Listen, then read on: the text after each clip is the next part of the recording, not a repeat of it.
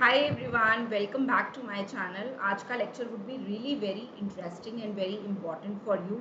Accounts के साथ अगर आपका डायरेक्टली इनडायरेक्टली कैसा भी रिलेशन है, आपको ये लेक्चर ज़रूर सुनना चाहिए, एंड तक सुनना चाहिए, क्योंकि ये लेक्चर आपको बहुत हेल्प करेगा.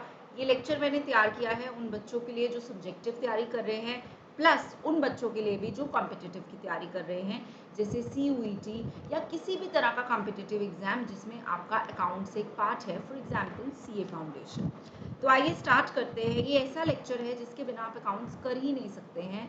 3 गोल्डन रूल्स के बारे में यहाँ पे हम डिस्कस करने वाले हैं, जिसमें फर्स्ट आता है हमारे पास पर्सनल अकाउंट. अगर मैं पर्सनल अकाउंट की बात करूं तो अगर हम पर्सनल को कैटेगराइज करें तो आप देख सकते हैं कि पर्सन वर्ड यहाँ पे लिखा हुआ है. तो यहाँ से क्या कंक्लूजन निकला कि ये अकाउंट का रूल पर्सन्स के ऊपर अप्लाई होगा, इंसानों के ऊपर अप्लाई होगा. और रूल क्या है, यहाँ पे मैंने स्लाइड नहीं बनाई, मैं लिखकर बता रही हूँ ताकि आप भी मेरे साथ साथ नोट्स बना सकें. तो काइंडली प्लीज कॉपी पेन पकड़ लीजिए.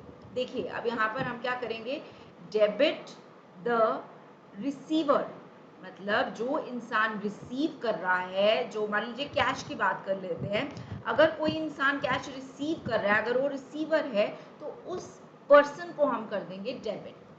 और क्रेडिट किसको करेंगे, गिवर, जो दे रहा है. जो दे रहा है उसको हम करेंगे क्रेडिट. विद एग्जाम्पल भी अभी हम करेंगे. अभी आप सिर्फ इतना समझने की कोशिश कीजिए कि पर्सनल अकाउंट में होता है debit the receiver, credit the giver. I hope आपने ये लिख लिया और आपको क्लियर भी हो गया. देखिए अकाउंट्स दो ही चीजों के ऊपर बेस्ड है, डेबिट क्रेडिट. इसके अलावा अकाउंट्स में कुछ है ही नहीं. मैं आगे आगे और भी लेक्चर्स तुम लोग के लिए डिलीवर करूंगी, आपको पता चलेगा. एक्चुअली इकोनॉमिक्स और BST तो मैं पढ़ा चुकी हूँ. अकाउंट्स मैंने अभी तुम लोग के लिए लेक्चर्स अपलोड नहीं किए थे. अब तुम लोग की रिक्वेस्ट पे मैं अपलोड कर रही हूँ और तुम लोग देखोगे कि सबसे इजी एक्चुअली अकाउंट्स ही है. ठीक है, तो ये पहला रूल क्लियर हुआ. दूसरा रूल है हमारा रियल अकाउंट के ऊपर. रियल अकाउंट कहता है डेबिट व्हाट कम्स इन, जो चीज आ रही है. और एक चीज और याद रखना, अकाउंट्स में हमने फर्म के पॉइंट ऑफ व्यू से सोचना होता है, बिजनेस के पॉइंट ऑफ व्यू से सोचना होता है, पर्सनल पॉइंट ऑफ व्यू से नहीं सोचना होता. राइट. तो बिजनेस के पॉइंट ऑफ व्यू से क्या आया और क्या गया हम ये देखेंगे. Debit what comes in, credit what goes out. ये है रियल अकाउंट का रूल. समझे बात को. I repeat once again, debit what comes in, credit what goes out. थोड़ा सा पेशेंस रखिए, एग्जाम्पल्स के साथ जब हम करेंगे तो आपको यूं क्लियर होने वाला है. अभी आप सिर्फ रूल्स फॉलो करते जाइए. पर्सनल अकाउंट था debit the receiver, credit the giver. Real account कहता है debit what comes in, credit what goes out. Nominal account, nominal account बच्चे बात करता है एक्सपेंसेस की और इनकम्स की. अगर हम मेन अकाउंट्स की बात करें तो हम उसमें से प्रॉफिट निकालते हैं. जैसे कि हम P&L अकाउंट बनाते हैं, तो P&L अकाउंट में डेबिट साइड पे हम लिखते हैं सारे एक्सपेंसेस. ठीक है, ये मेरे खर्चे हुए. और क्रेडिट साइड पे हम लिखते हैं सारी इनकम्स. देखो बात भी यही है ना, मान लीजिए तुमने प्रॉफिट कैलकुलेट करना है, तो आप देखेंगे कि इतनी मेरी इनकम हुई, इतना मेरा खर्चा हुआ, जो बचा वो मेरा प्रॉफिट या लॉस. तो जो इनकम्स हैं वो हमारी आ जाती हैं क्रेडिट साइड पे, और जो एक्सपेंसेस हैं वो हमारे आ जाते हैं डेबिट साइड पे. और रूल भी यही है मेरे बच्चों, रूल भी यही है, debit all expenses and losses. I repeat once again, debit all expenses and losses, credit all incomes and gains. Credit all incomes and gains. Simple सी बात है. यहाँ पे मैंने P&L अकाउंट बना के भी तुम्हें बताया है, क्रेडिट साइड पे इनकम्स आ रही हैं, डेबिट साइड पे एक्सपेंसेस आ रहे हैं. और रूल भी यही कहता है, debit all expenses and losses, credit all incomes and gains. अब एक बड़ी ही इंपॉर्टेंट चीज जो नॉर्मली हम स्किप कर जाते हैं, रिप्रेजेंटेटिव पर्सनल अकाउंट. देखिए पर्सनल अकाउंट की तो मैंने बात कर दी कि रिसीवर और गिवर की बात हो रही है. अगर कोई रिसीव कर रहा है उसको हम डेबिट कर देते हैं, अगर कोई दे रहा है तो उसको हम क्रेडिट कर देते हैं. अब बात आ रही है रिप्रेजेंटेटिव पर्सनल अकाउंट की. तो अकाउंट्स हमें सबको पता है कि जो अकाउंट्स हैं वो एक्रूअल बेसिस पे बनाते हैं. मतलब अगर कोई एक्सपेंसेस हैं जो पे करने वाले हैं लेकिन अभी हमने पे नहीं किए हैं, वो हमारे आउटस्टैंडिंग हैं, राइट।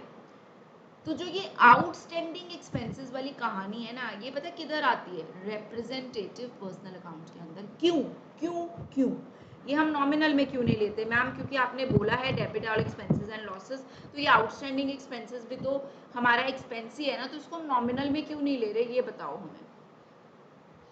रिप्रेजेंटेटिव पर्सनल अकाउंट में हम इसलिए ले रहे हैं क्योंकि ये एक्सपेंसेस आउटस्टैंडिंग है, ये हमें किसी से लेने हैं या हमें देने हैं अगर हमारी आउटस्टैंडिंग इनकम है तो। ये जो आउटस्टैंडिंग और प्रीपेड वाली कहानी है ना, ये रिप्रेजेंटेटिव पर्सनल अकाउंट में आती है and it is most important questions if you are looking for competitive exam. अगर आप सीयूईटी की तैयारी कर रहे हैं या आप सीए फाउंडेशन की तैयारी कर रहे हैं या आप कोई बैंकिंग की तैयारी कर रहे हैं, तो इस तरह का क्वेश्चन आपको एमसीक्यू में पूछा जा सकता है। तो काइंडली प्लीज इसको नोट्स में प्रिपेयर कर लीजिए कि रिप्रेजेंटेटिव पर्सनल अकाउंट जो है वो हमारा आउटस्टैंडिंग एक्सपेंसेस की कैटेगरी के अंदर आता है। Got it.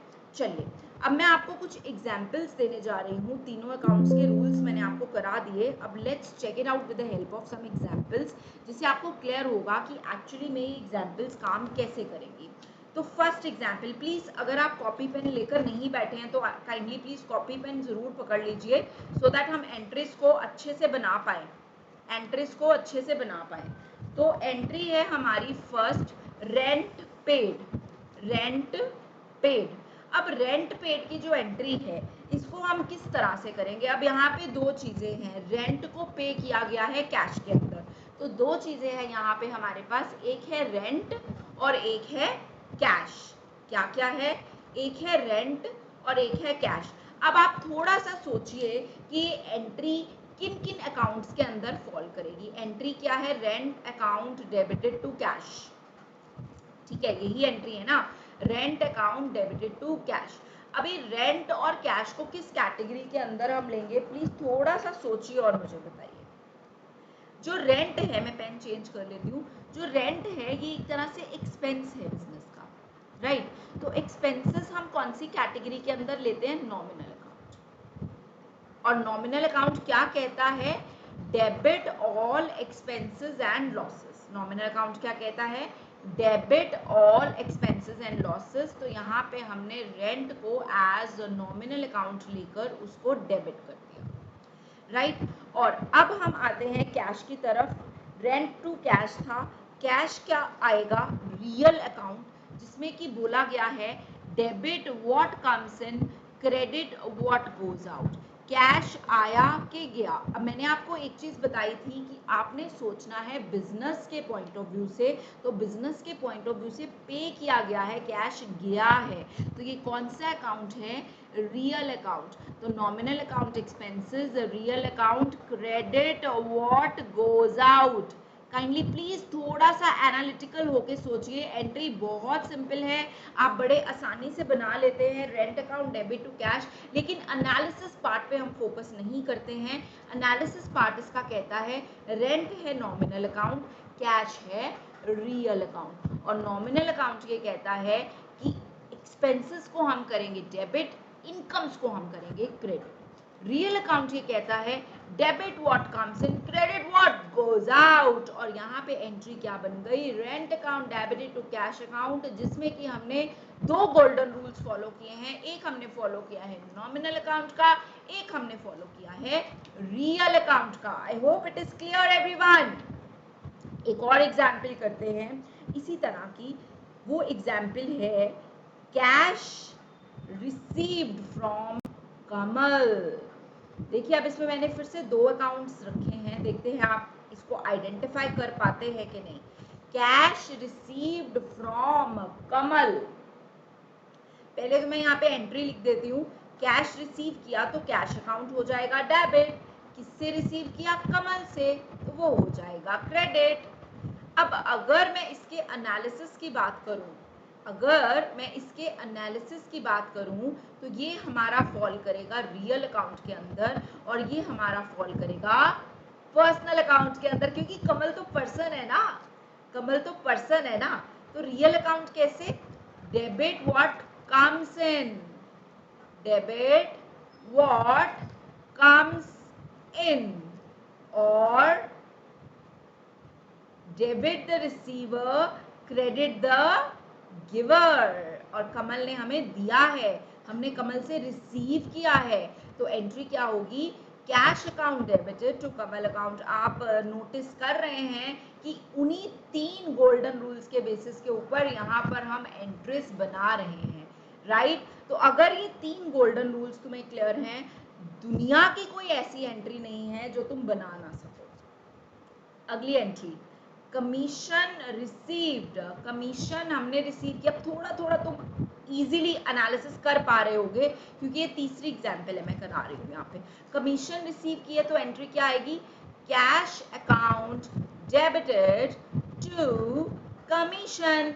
अब यहाँ पे कौन से 2 अकाउंट्स हुए इंक्लूड, फर्स्ट हुआ रियल अकाउंट और दूसरा हुआ नॉमिनल अकाउंट। थोड़ा सा मैम दोबारा एक्सप्लेन करिए, रियल अकाउंट कैसे, debit what comes in, debit what comes इन, और नॉमिनल अकाउंट कैसे, credit all incomes and gains. तो कमीशन इनकम हो गई ना बिजनेस की क्योंकि उसने रिसीव की है, credit all incomes and gains, और एंट्री क्या बन गई, cash account debited to commission account.